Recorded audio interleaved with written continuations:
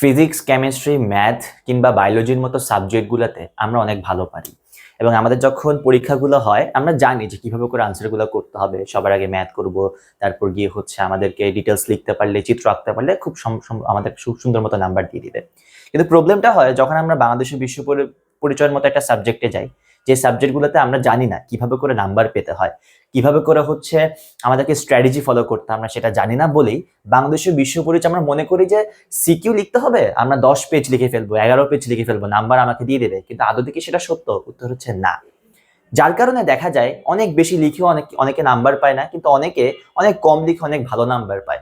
হয়তোবা অনেকে স্ট্র্যাটেজি বুঝে নাম্বার পায়, অনেকে হয়তোবা স্ট্র্যাটেজি না বুঝেও নাম্বার পেয়ে যায়। তাহলে আজকে আমরা শেয়ার করব কিভাবে করে এই বিজিএস এর মতো সাবজেক্ট কিংবা বাংলাদেশের বিশ্ব পরিচয়ের মতো সাবজেক্টে 100তে 100 পেতে হয়। এবং আমিও 2020 সালে যখন এসএসসি পরীক্ষা দিয়েছিলাম, আমিও ঠিক সেম স্ট্র্যাটেজি ফলো করে 100তে 100 পেয়েছিলাম বাংলাদেশের বিশ্ব পরিচয়ের মতো সাবজেক্টে। যেই সাবজেক্টে 100তে 100 পাওয়া অনেকে মনে করো অনেক বড় কিছু, আসলে সেটা কি সত্যি? উত্তর হচ্ছে না। সো আমরা আজকে দেখি কিভাবে করে আমরা 100তে 100 পেতে পারবো সেই স্ট্র্যাটেজি সম্পর্কে। তো চলো আমরা একটু দেখি। তো প্রথমত আমরা একটু দেখি যে যে কোনো কিছুর জন্য তুমি যখন ভালো কিছু করতে যাবা, ধরো তোমার প্রিপারেশন খুব ভালো, কিন্তু এরপরও দেখা যায় তুমি ডেলিভারিটা পারফেক্টলি হচ্ছে না। তো এই পার্টিকুলার মোমেন্টে তোমার কি করা উচিত? অনেক অনেক অনেক বেশি পরিমাণে প্র্যাকটিস করা উচিত। দুনিয়াতে এমন কোনো মানুষ নাই যে মানুষটা অনেক বেশি জ্ঞান গর্ব কিন্তু সেই মানুষটা খুব ভালো পারতেছে। তোমাকে জ্ঞান গর্ব হওয়ার পর তোমাকে সবার প্রথমে যে কাজটা করতে হবে, সেটার কিভাবে করে তোমাকে প্রয়োগ করা লাগবে সেটা তোমাকে বুঝতে হবে। তো এটার জন্য সবচেয়ে উত্তম ওয়ে হচ্ছে প্র্যাকটিস করা। তুমি যদি প্র্যাকটিস করো অনেক বেশি বেশি পরিমাণে, তখনই কি তুমি বুঝতে পারবা এবং তখনই কি তুমি তোমার ভুলগুলোকে সংশোধন করতে পারবা। তো এই জন্য প্র্যাকটিস করার কোনো বিকল্প হতে পারে না। কিন্তু কথা হচ্ছে তুমি যে প্র্যাকটিসগুলো করবা, এই প্র্যাকটিসগুলো কিভাবে করবা? তো আমরা সিকিউ এবং এমসিকিউর জন্য দুই রকম প্র্যাকটিসের জন্য দুইটা স্ট্র্যাটেজি ফলো করব। প্রথম জিনিস, তোমাকে বাসায় বসে সিকিউ প্র্যাকটিস করতে হবে। তোমার কোচিং এ পরীক্ষা হতে পারে, তোমার কোর্সে পরীক্ষা হতে পারে, সেই কোর্সে তুমি যাই পরীক্ষা দাও না কেন, এটা তোমার তোমার প্র্যাকটিস হচ্ছে একটা পর্যায়ে, কিন্তু তোমার আরো বেশি পরিমাণে প্র্যাকটিস দরকার। ওইখানে তোমার মেলে তোমার কম্পিটিশনটা হয় এবং তুমি তোমাকে যাচাই করতে পারো তোমার ফ্রেন্ডদের কিরকম অবস্থা সেটার সাপেক্ষে। কিন্তু সবচেয়ে বেশি যেটা ইম্পর্টেন্ট, তুমি নিজের সাপেক্ষে কতটুকু বেটার করতেছো এই জিনিসটা তোমাকে বুঝতে হবে। তো এই জন্য তোমাকে বাসায় বসে প্র্যাকটিস করতে হবে। কিন্তু কথা হচ্ছে আমরা যে বাসায় বসে প্র্যাকটিস করব, এই বাসায় বসে প্র্যাকটিসের পন্থাটা কিরকম হবে সেটা আমাকে বুঝতে হবে। দেখো, ফর এক্সাম্পল, তুমি কোনো একটা ধরো তুমি একটা কোনো সৃজনশীল লেখা শুরু করলা। এখন তুমি যখন প্রথম সৃজনশীল প্রথম দিন তুমি যখন লিখতে যাবা, হতে পারে তোমার পুরোটা লিখতে প্রায় 25 মিনিট লাগলো। ফাইন, আমরা ধরে নিলাম 25 মিনিট লাগলো। তো তোমার নেক্সট তুমি যখন আবার শিখো, পরের দিন প্র্যাকটিস করতে যাবা, তোমার টার্গেট থাকবে এই 25 মিনিটটাকে রিডিউস করে 24 মিনিটে নিয়ে আসা। তুমি জাস্ট একটা সিকিউ প্র্যাকটিস করবা র্যান্ডমলি, তুমি জানো না তুমি কোনটা আজকে কোয়েশ্চেন প্র্যাকটিস করবা, হঠাৎ করে দেখবা, হঠাৎ করে তুমি কোয়েশ্চেনটা সলভ করবা। তো দেখো, একদিন পরে পরে তোমার প্রোগ্রেসটা হচ্ছে, তুমি আগে 25 মিনিট থেকে 24 মিনিটে আসছো, 24 মিনিট থেকে তুমি 23 মিনিটে যাবা, এরকম করতে করতে করতে তুমি আস্তে আস্তে 18-19 মিনিটও যেতে পারবা। সো যে তুমি তখন তোমার প্রফিসিয়েন্সি তুমি কিসের উপর নির্ভর করে করবা? তোমার এই যে প্রতিদিন তুমি তোমার 1 মিনিট করে কমানোর চেষ্টা করবা, যা লিখতেছো সেটাই তোমার লিখবা, সেম জিনিস সেম পরিমাণের, কিন্তু তোমার যে টাইমটা, তুমি টাইমটাকে আস্তে আস্তে কমানোর চেষ্টা করবা। এক নাগারে কেউ 20 মিনিটে লিখতে পারে না সৃজনশীল। এবং তুমি যখন এই জিনিসটা করবা, তখন অটোমেটিক্যালি তোমার হাতের আয়ত্ত চলে আসবে এবং তুমি সময়ের মধ্যে কিভাবে করে সিকিউ লিখতে পারবা এটা তোমার প্র্যাকটিস হয়ে যাবে। তার কারণটা হচ্ছে, আমরা যখন পরীক্ষার হলে যাই, পরীক্ষার হলে আমাদের সবচেয়ে বড় যে প্রবলেমটা আমরা ফেস করি, সময়ের মধ্যে সিকিউ গুলা লেখা। হয়তোবা দেখা যায় কেউ 6টা লিখে বসে থাকে, কেউ 5টা লিখে বসে থাকে, আর লিখতে পারো না, সময় পাও না, হাতের লেখা স্লো। এইসব ব্যাপারগুলো সলভ করার জন্য এই যে ধরো একটা দিন পর পর 1 মিনিট করে কমানোর যে প্র্যাকটিসটা, এটা তোমাকে অবভিয়াসলি করতে হবে বাসায় বসে, কোনো কোর্স বা কোচিং এ কোথাও না, তোমার নিজের করতে হবে। এটা হলো 1 নাম্বার। 2 নাম্বার, আমাদের যে প্রবলেমটা হয় এমসিকিউ, হয়তোবা আমরা ধরো একটা বইয়ের সবকিছু মুখস্থ করে ফেলেছি, কিন্তু সমস্যাটা হয় তোমার এমসিকিউ তো অনেক ধরনের কোয়েশ্চেন থাকতে পারে। হইতে পারে ধরো বহুপদী টাইপের কোয়েশ্চেন থাকতে পারে, হইতে পারে ধরো এমন কোনো কোয়েশ্চেন যেটা একটু ক্রিটিক্যাল চিন্তা থাকে তোমাকে করতে হইতে পারে। কিন্তু তুমি যদি বোর্ড পরীক্ষার প্রশ্নগুলো একটু দেখো প্রিভিয়াস ইয়ারে, দেখবা কোয়েশ্চেনগুলো না বারবার অনেকটা রিপিট হয় বা একই টাইপের বারবার করে হচ্ছে। তাহলে যখন এই জিনিসগুলো হচ্ছে, দ্যাট মিনস তোমাকে কি করতে হবে? প্র্যাকটিস করতে হবে। এখন এই জিনিসটা করতে পারো তোমরা। তুমি জানো না তুমি ধরো তুমি সব চ্যাপ্টার পড়ো না, তুমি ধরো প্রথম 5টা চ্যাপ্টার পড়লা, বাকি সব চ্যাপ্টার তোমার বাকি। স্টিল তোমার যেটা করা উচিত, প্রত্যেকটা দিন 5টা সেট এমসিকিউ তোমার টেস্ট পেপার থেকে তুমি সলভ করবা। সেটা হইতে পারে ক্যাডেট কলেজ, সেটা হইতে পারে যে কোনো স্কুল, সেটা হতে পারে যে কোনো ধরনের বোর্ড, বাট তোমার মেইন টার্গেট হচ্ছে একদিনে মিনিমাম 5টা আমি কি করব, তোমার টেস্ট পেপারের থেকে 5 সেট কোয়েশ্চেন আমি সলভ করে ফেলবো এমসিকিউ।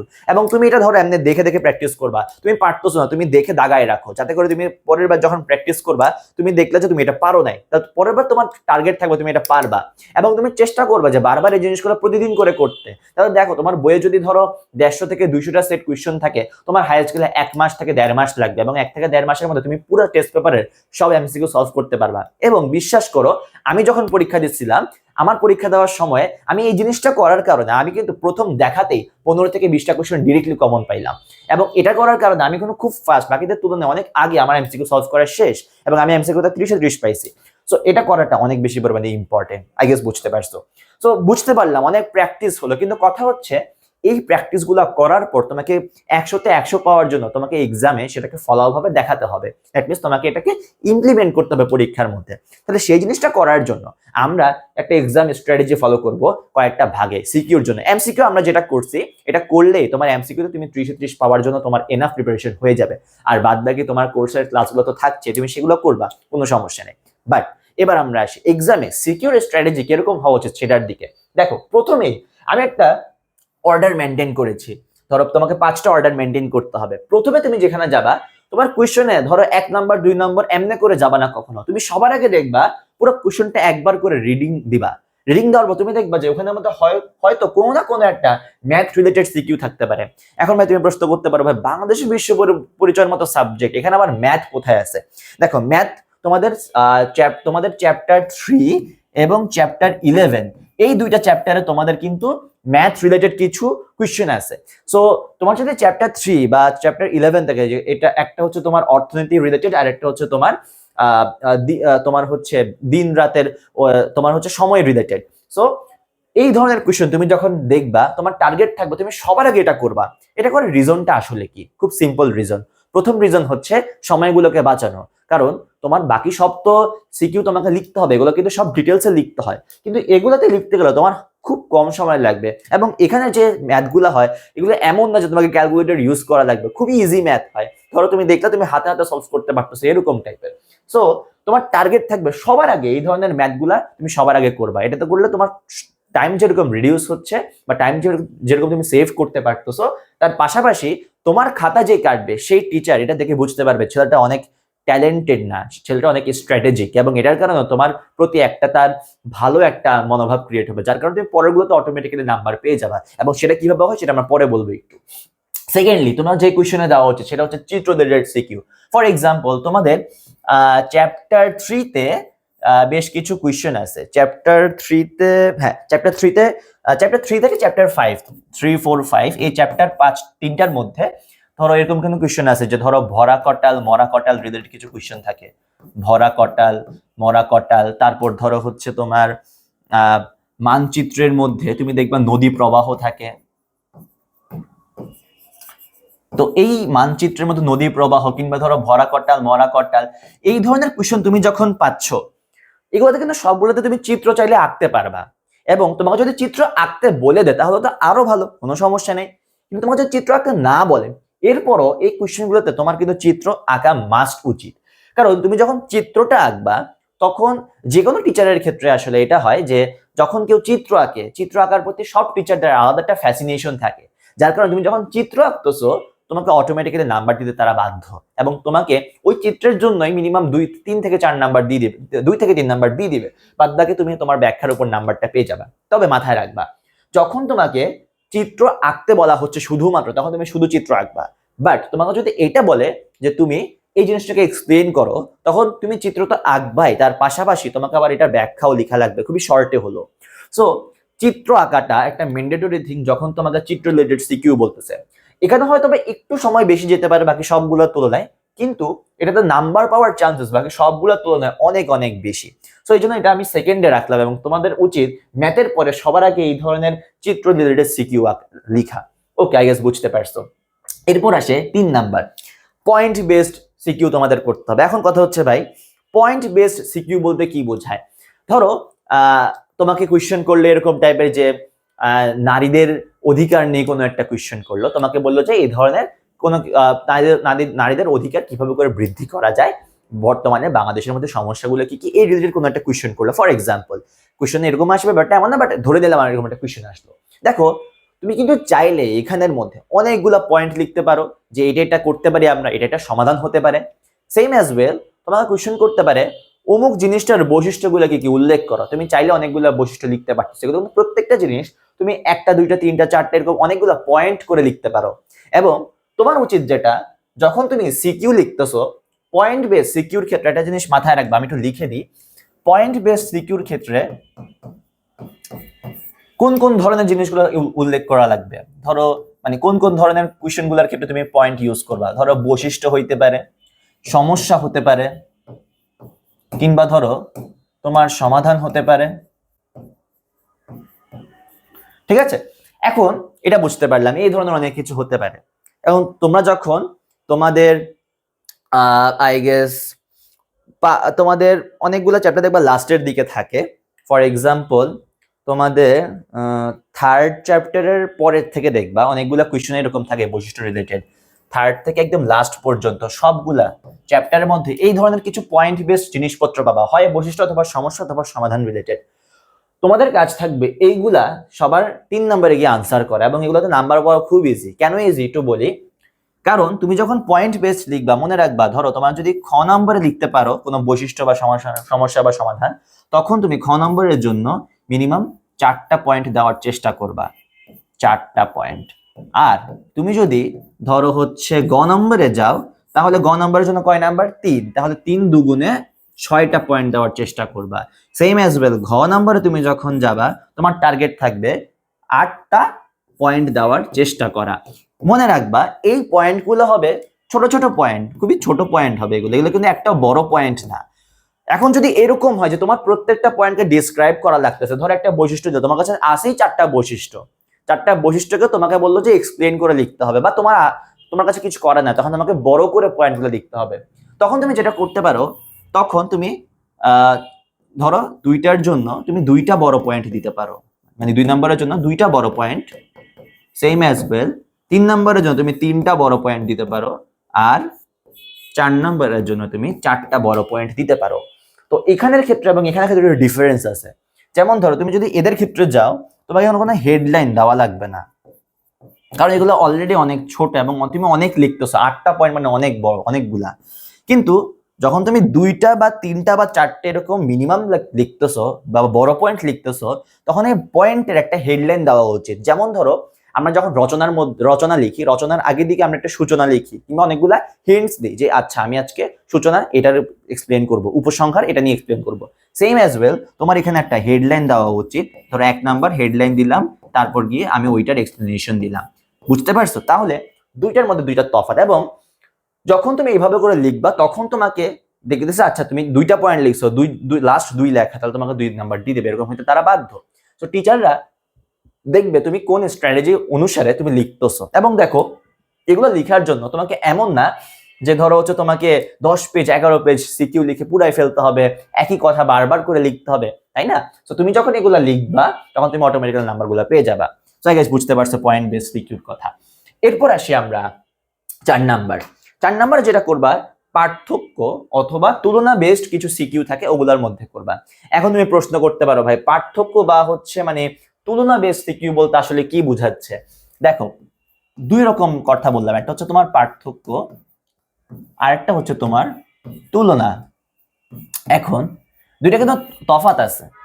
পার্থক্য জিনিসটা কি? পার্থক্য জিনিস মানে হচ্ছে তোমাকে 2টা জিনিস দিল, 2টা জিনিসের মধ্যে সব অমিল তোমাকে আইডেন্টিফাই করতে হবে, যেগুলো একটাও সেম না। যখন তুমি অমিল আইডেন্টিফাই করে লিখবা, তখন তুমি সেগুলা পার্থক্যের মধ্যে লিখতে পারো। আবার তুমি যখন তুলনার মধ্যে যাবা, তুলনার মধ্যে যেরকম মিল থাকে, ঠিক একইভাবে তুলনার মধ্যে অমিলও থাকে। দ্যাট মিনস তুলনা মানে হচ্ছে অনেকটা ইউনিয়ন সেটের মতো। আমরা সবাই ইউনিয়ন সেট পড়ছি না, যে সবকিছুকে এক জায়গায় নিয়ে আসা। তুলনা জিনিসটা হচ্ছে এরকম একটা ইউনিয়ন সেটের মতো, যেখানে তুমি সবকিছু ইনক্লুড করবা, মিলও ইনক্লুড করবা, অমিলও ইনক্লুড করবা। সো আমি যদি একটু বলি, পার্থক্যের বেলায় তুমি সবসময় যেটা করবা, পয়েন্টেই লিখবা। ধরো তুমি যেটা করবা, যে তোমাকে 2টা জিনিসের মধ্যে পার্থক্য লিখতে বললো, তুমি তাদের 2টার মধ্যে ধরো 8টা পার্থক্য লিখলা। বুঝতে পারছি? সো ধরো তুমি এখানেও সেম আগের মতো করে পয়েন্ট বেসড আমরা যেরকম করছিলাম, 2টার জন্য 4 অথবা 2, 3 নাম্বারের জন্য 6 অথবা 3, তারপর 4 নাম্বারের জন্য 8 অথবা 4। ওই যে বড় পয়েন্ট ছোট পয়েন্টের যে ডিফারেন্স লাগে সেটা বুঝতে পারছো, আগের পেজে গেলে বুঝতে পারবা। সো পার্থক্য সেম, একই প্রসিডিউরে তোমরা হচ্ছে এভাবে করে লিখবা অমিলের ক্ষেত্রে। আর তুলনার ক্ষেত্রে একটু মাথায় রাখবা, এখানের মধ্যে আসলে আমরা চাইলেও কিন্তু পয়েন্ট দিয়ে করতে পারবো না। তার কারণটা হচ্ছে মিলগুলা তুমি আবার রিপিটেডলি আরেকটা লাইনে লিখবা, এটা আসলে দেখতে খুবই বাজে দেখায়। সো বেটার আমরা যেটা করতে পারি যে তুমি প্রথমে বৈশিষ্ট্য যেমনি করে লিখো, তুমি ফার্স্টে বললা তাদের দুইটার মধ্যে এই মিলগুলা রয়েছে। তাহলে মিল মানে কি? মিল মানে হচ্ছে বৈশিষ্ট্য। তাহলে তুমি যেটা করবা বৈশিষ্ট্যের মতো করে তাদের দুইটার কম্বাইন্ড যে বৈশিষ্ট্যগুলা সেগুলো তুমি 1 2 3 এমনি করে লিখলা। ধরো যতগুলো আছে তুমি তা লিখলা, 3 4 4টা 5টা লিখলা, কোনো সমস্যা নেই। এটার ক্ষেত্রে কোনো লিমিটেশনস আমি দিতে চাই না, বাট তুমি লিখবা মিনিমাম। ধরো তোমাকে যদি বলে ফর এক্সাম্পল তোমাকে যদি বলে 2 নাম্বারের জন্য, তখন তুমি এখানে মিনিমাম কয়টা দিবা? 2টা দিবা। মানে চেষ্টা করো তুমি 2টা দেওয়ার জন্য, তাই না? সেম অ্যাজ ওয়েল 3 নাম্বারের জন্য 3, 4 নাম্বারের জন্য 4, এরকম পয়েন্ট দেওয়ার চেষ্টা করবো অলওয়েজ। এটা হলো মিলের ব্যাপার। প্লাস তোমাকে তো আবার অমিলও দিতে হবে, তাই না? অমিলগুলা যেটা দিবা, অমিলগুলা দিবা পার্থক্যের মতো করে। বাট এখানে অমিল এতগুলো দেওয়ার দরকার না, কারণ তোমার লেখা অনেক বেশি হয়ে যাবে তখন। সো এটা ডিপেন্ড করতেছে তোমার গ নাম্বারে আসছে না ঘ নাম্বারে আসছে। তাকে বুঝতে পারছো যে অমিলটা একেবারে পার্থক্যের মতো করেই লিখবা, হয় 4 অথবা 6 অথবা 8 অথবা 2 অথবা 3 অথবা 4। ওই প্রসেসে আগাবা একদম। আমরা যে পয়েন্ট বেস সিস্টেমে গেছিলাম একদম সেভাবে করে আমরা আগাইলে আগে পারবা। Okay fine. তো এটা গেল আমাদের 4 নাম্বার অর্ডার। একদম লাস্টে গিয়ে আমরা যেটা করব, যেটা আমাদের 1 নাম্বার 2 নাম্বার কোশ্চেনে আসে, সেটা হচ্ছে ধরো মুক্তিযুদ্ধের বর্ণনা করতে পারে, ভাষা আন্দোলনের বর্ণনা দিতে পারে। এগুলা আসলে ধরো অনেক বেশি হিস্টোরি বেসড, অথবা অনেক সময় আসতে পারে জাতিসংঘের গঠন লিখো। এগুলো আসলে তুমি চাইলেও কোনো স্ট্রাকচার এভাবে করে লিখতে পারবে না, পয়েন্ট দিয়ে লিখবা, কিংবা ধরো পার্থক্যের মতো করে লিখবা, কিংবা তুমি চিত্র এঁকে দিবা, কিংবা ধরো ম্যাথ করে করবে। এগুলো কোনো স্ট্রাকচারের মধ্যেই পড়ে না, কিন্তু এগুলো হচ্ছে অনেকটা ইনফরমেশন বেসড বলতে পারো। সো যা কিছুই করো না কেন, হিস্টোরি বেসড অথবা ডেসক্রিপশন বেসড, এগুলোর মধ্যে তুমি যখন এন্ট্রি নিবা মাথায় রাখা লাগবে এগুলো প্রত্যেকটা জিনিস কি, ধরো গঠন হতে পারে, মানে স্ট্রাকচার হতে পারে, কিংবা ধরো হচ্ছে এটা হতে পারে তোমার ইতিহাস, এই রিলেটেড কিছু হতে পারে।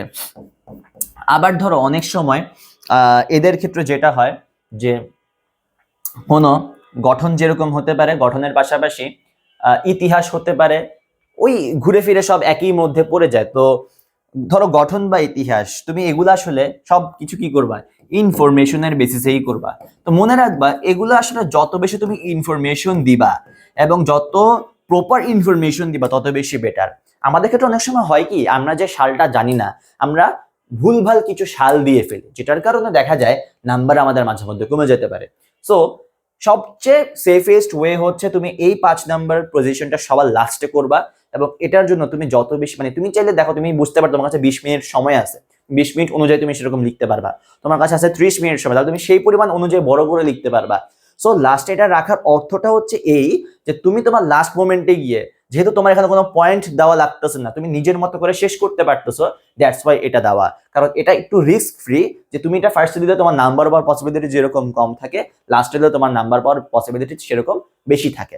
সো তোমাদের উচিত ডেসক্রিপশন বেসড অথবা হিস্টোরি বেসড যেসব সিকিগুলো, যেগুলোতে ইনফরমেশন প্রোভাইড করা লাগে, সেগুলো তোমাদের একদম লাস্টে দিবা। বাট মাথায় রাখবা information is a must thing এখানের জন্য। সো ইনফরমেশন বেশি করে দিবা এখানের মধ্যে, এবং ইনফরমেশনগুলো যাতে প্রপার হয়, তোমাদের বই অনুসারে হয়। যদি বইয়ের বাইরে দিতে মন চায় দিতে পারো, কিন্তু মাথায় রাখবা এমন কিছু ইনফরমেশন দিবা না যেটার সাথে বইয়ের ইতিহাসটা অনেক বেশি কন্ট্রাডিক্টরি হয়ে যায়। সো আই গেস বুঝতে পারছো, বাংলাদেশের বিশ্ব পরিচয় 100তে 100 পেতে পারবা আমারও মতো, যদি তোমরা আজকের এই স্ট্র্যাটেজিগুলো ফলো করতে পারো।